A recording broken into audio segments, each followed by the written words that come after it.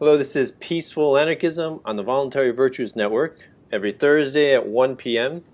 And you can also find me on the Conscious Resistance Network and Conscious Resistance YouTube channel.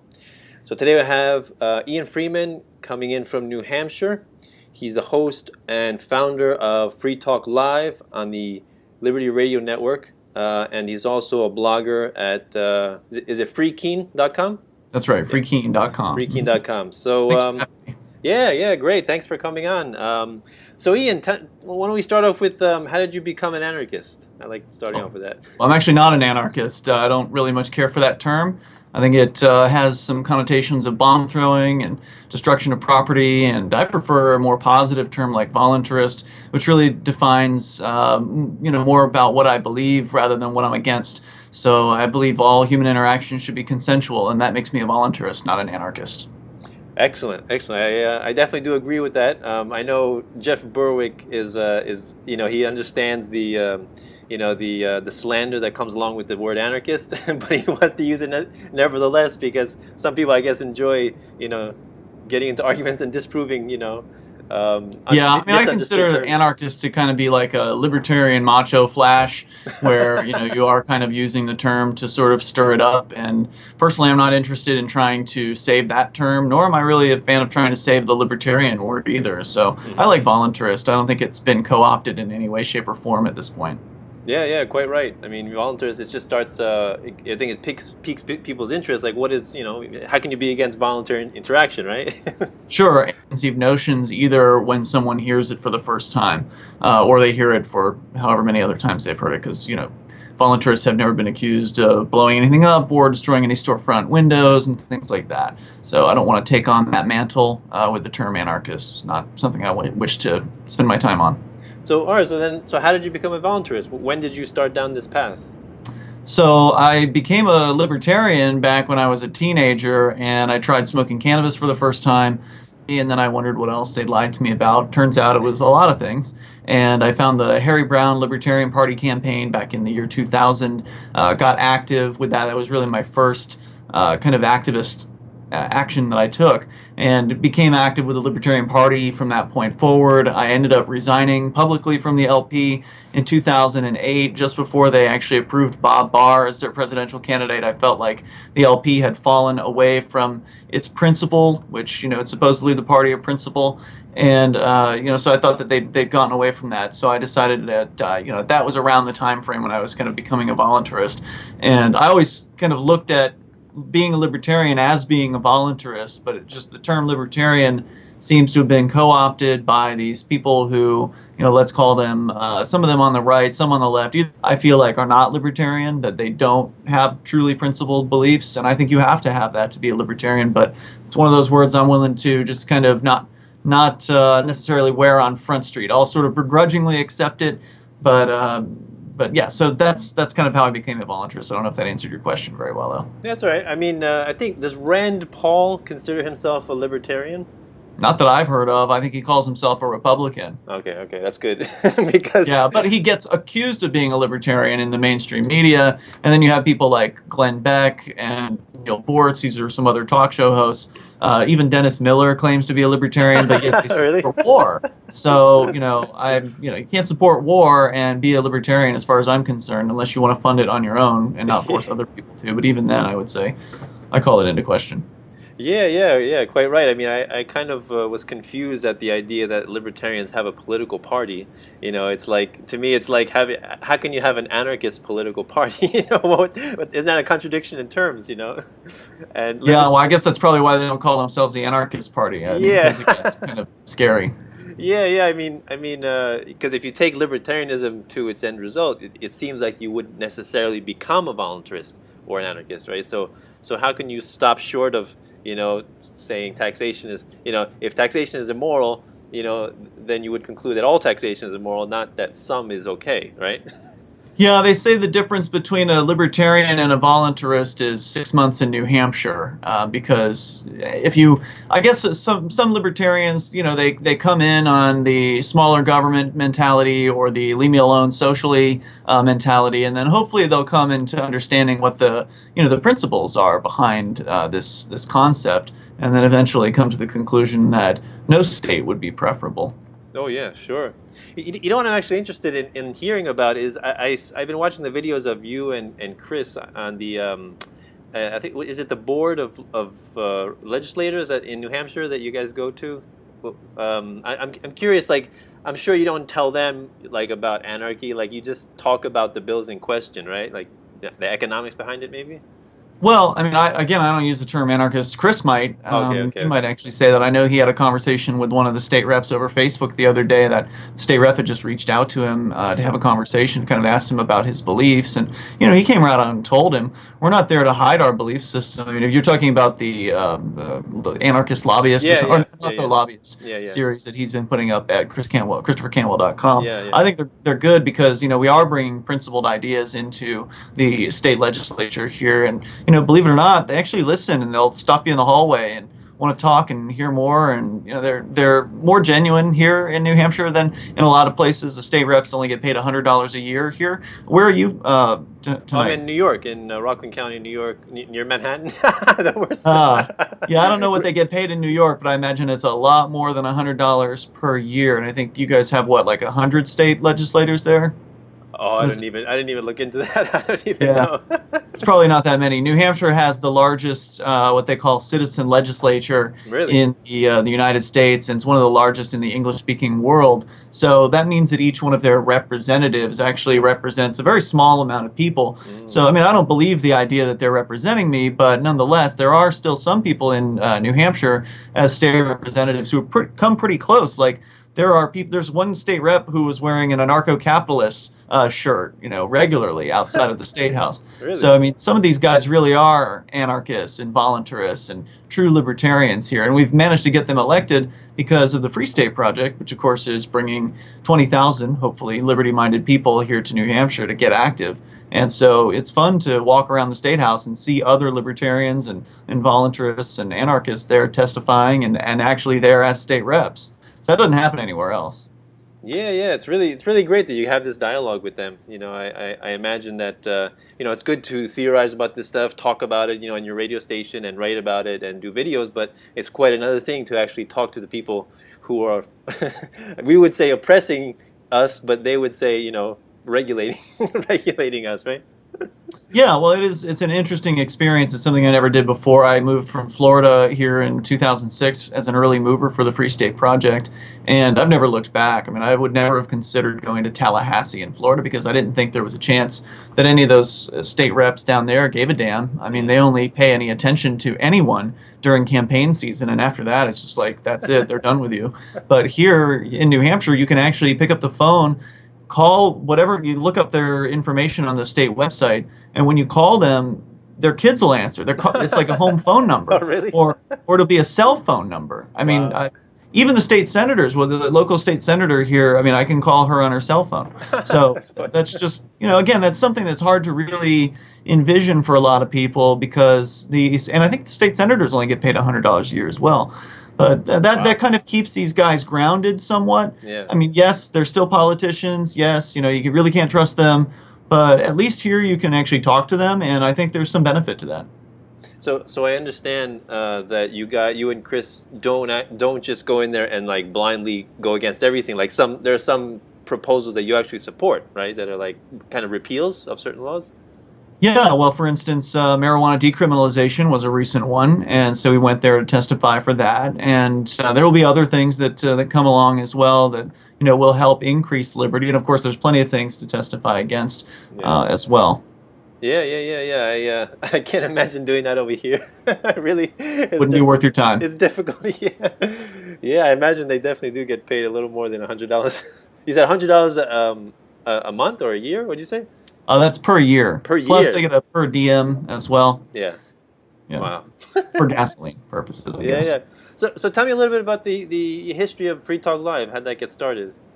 Back in 2002, I was working for Clear Channel down in Sarasota, Florida. They had a they had a rock radio station on FM that they flipped to talk radio. A year later, I pitched them on having a local show because it was all shows coming in from other parts of Florida. And the general manager said yes. I mean, I'd been working there for several years, so I had the kind of the political capital, if you will, or the currency to make that happen.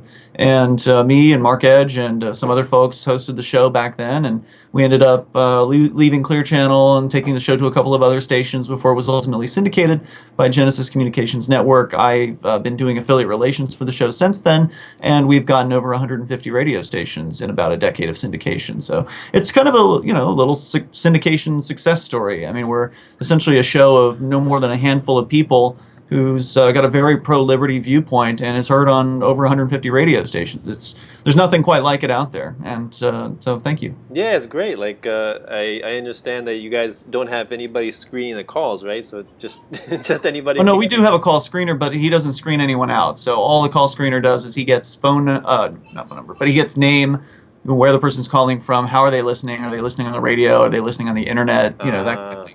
And then like one word, what do they want to talk about? I don't need, so there's not any heavy call screening like is typical in talk radio. Yeah. So you get. It's nice to know the person's name before you take the call. Even if it's Oliver Closeoff, right? That's fine with me. I don't care what the name is. Yeah. Just something called. Yeah, it's just great to hear you guys. I feel like I've gotten more to know you and Chris just by watching those. I just recently subscribed to Stitcher. I gotta start putting my own video podcasts on Stitcher because a lot of people complain that because of YouTube, nobody wants to watch things on YouTube because it's so inconvenient. Like when you go in the car and traveling, it's just killing people's battery. So yeah, probably not a good idea to watch any YouTube while driving anyway. So yeah, I mean like Stefan Mal, I try to do that, but it's just you can't, it's just horrible for the battery. But anyway, yeah. So I'm kind of trying to get in, towards the direction of what you guys are doing. But you guys, are obviously to a awesome degree.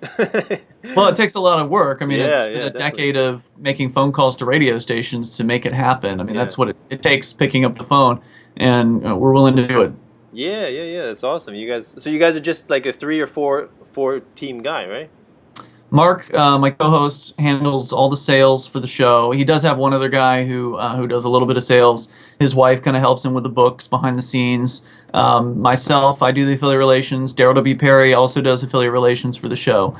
And pretty much everybody, who kind of works on the show also works on the air as well. And then we also have some additional co-hosts like Chris Cantwell and some other folks who really are appreciated that they come in and they basically volunteer to come in and be on the only big syndicated libertarian show. Michael Dean, of course, with the Freedom Fiends is doing a great job, and he's got about 30 stations, but obviously he's only been at it for a couple of years, so he's doing very well as well. So there are actually 2 sort of really principled, liberty-oriented shows out there, and it's great to be out there.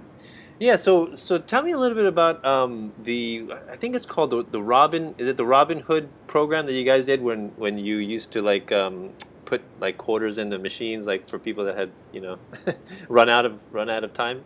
Sure, Robin Hooding is one of the surprisingly more controversial forms of activism out here in Keene. We've made news internationally all over the place. I mean, everything from ABC, Good Morning America, to Fox News, to MSNBC. I mean, you name it. There's almost all the major news sources have covered Robin Hooding at some point.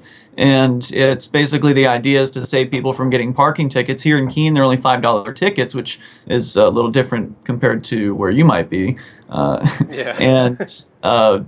still, it's no fun to get a ticket. No. And so the idea is to save somebody from feeling that awful sensation of coming back to their car after they just got out of the barber or the grabbing lunch or whatever, and seeing that ticket on the car to prevent that from happening for folks. I think a really valuable thing, and people agree. They give the Robin Hooders money. We've been hugged. They've been giving us gift cards and say thank you, and they show a lot of appreciation. On the other side, there are people who support the parking enforcers who have attacked physically. They have threatened. Wow. They have lied about us, claiming that we're harassing and threatening, intimidating. Yeah. The parking enforcers, the city of Keene brought a lawsuit against us, actually 2 lawsuits. They lost that suit in Superior Court. They then appealed to Supreme Court, where we have a great free speech attorney who's actually working pro bono, thank goodness, Wow. John Meyer, and he argued that in the front of the Supreme Court. We're still awaiting the verdict from the Supreme Court on that. But essentially, the city of Keene was trying to get some sort of a buffer zone set up, 50-foot radius outside of their parking enforcer,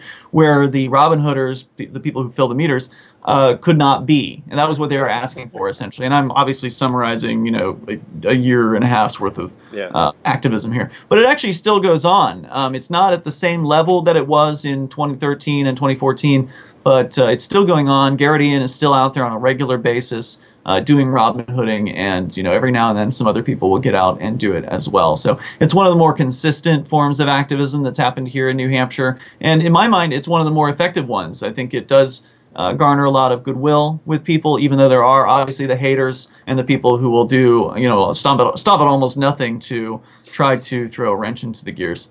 Yeah, it's quite tragic that people think these people they're just doing their job, right? So what's the harm in that? That is what people think, and it's hard to combat that. It's just one of those things that over time we just need more people to move here as part of the Free State Project, so we can get more activists on the ground. A project like Robin Hood wouldn't be possible in a lot of places. If there's, for instance, those kiosks where you go to the little station and you print out the slip, that makes Robin Hooding very, very difficult, if not impossible.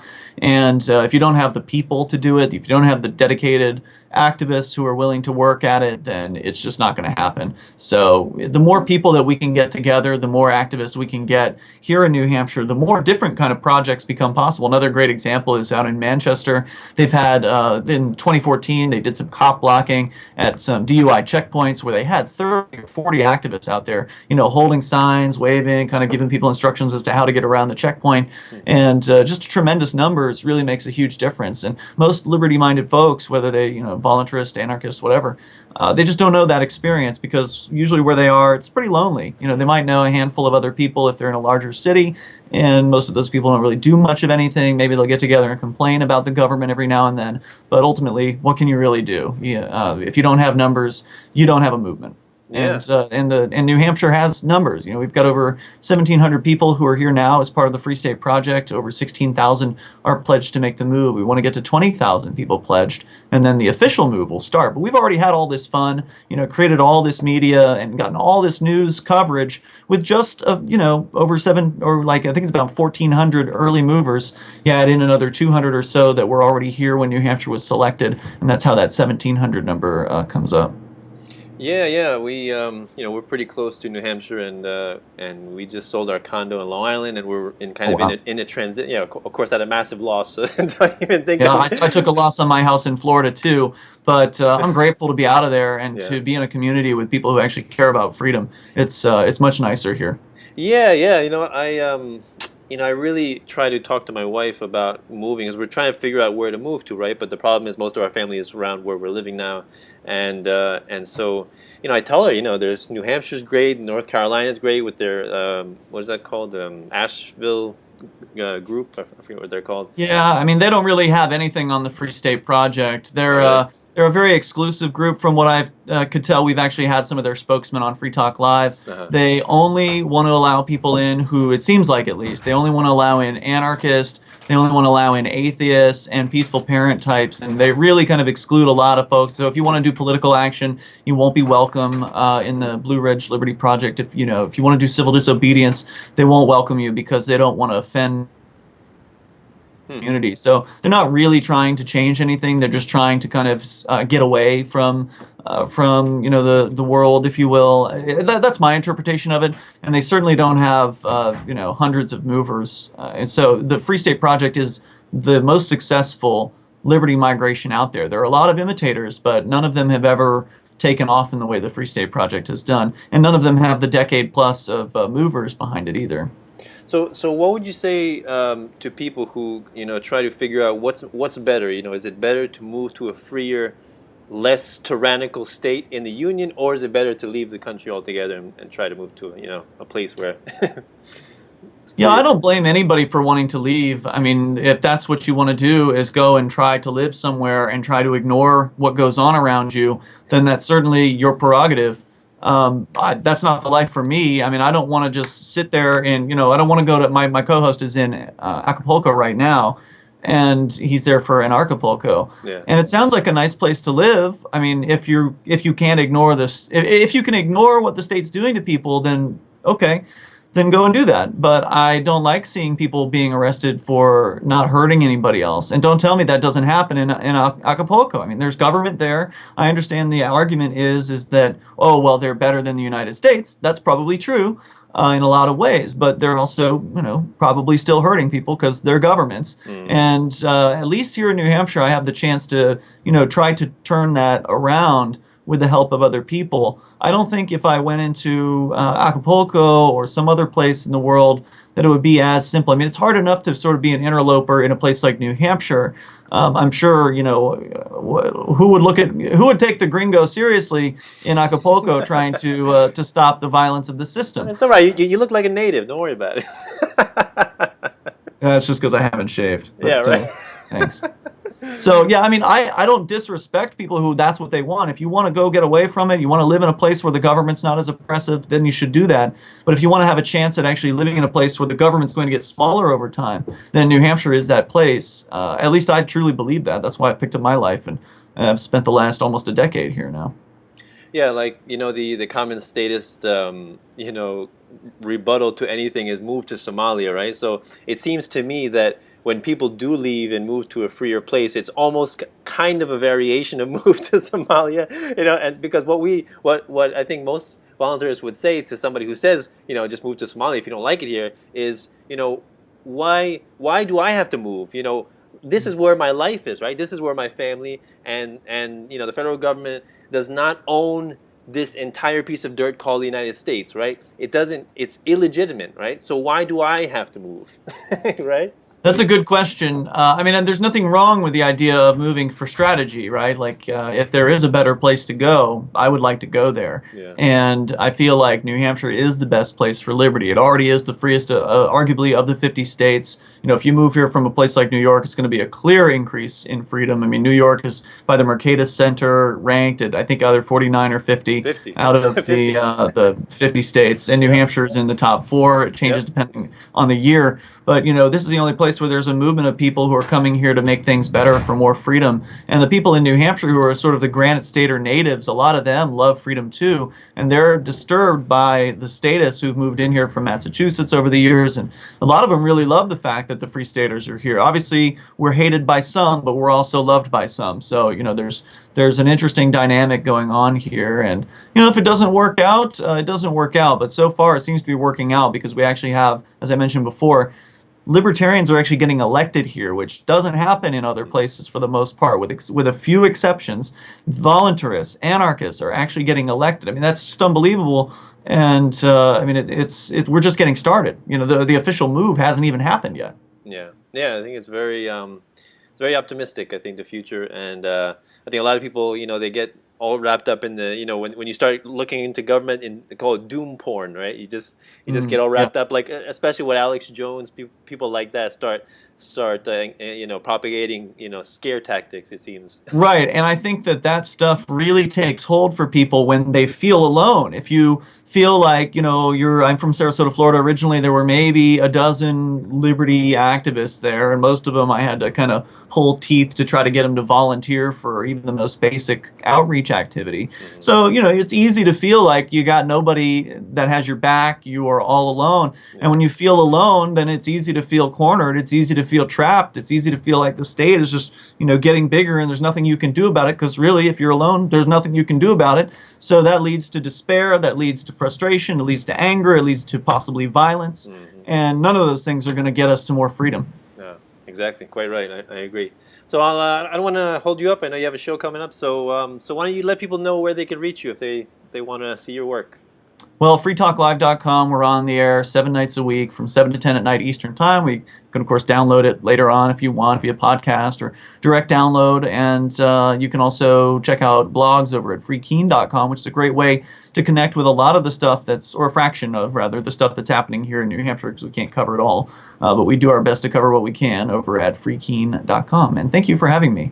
Awesome, thank you. So actually, before we go, can you just leave my listeners with a little message before we go? If you had to summarize, what you're trying to do, the change you're trying to make, what you want people, what you expect people to do, what would you say to people? Sure. My primary goal is to encourage liberty-minded people to move to New Hampshire as soon as possible. Whether you join the Free State Project or not, some people have an objection with the Free State Project board and like what they did with Chris Cantwell, and that's a legitimate objection.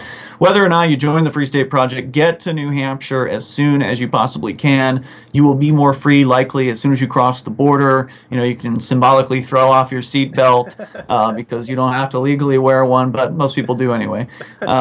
And it's a great feeling to be among people who actually care about freedom, and it's a growing group of people that just, the community just keeps getting better over time.